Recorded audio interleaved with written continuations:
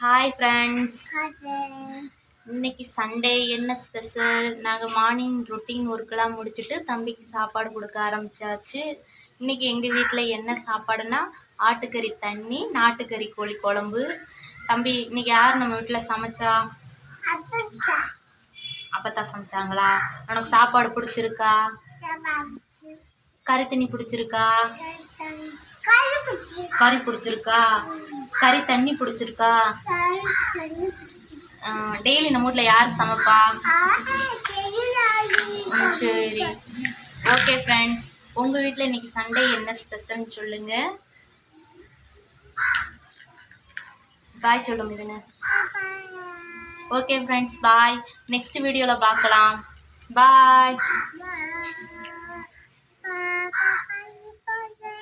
பாய் சொல்லு.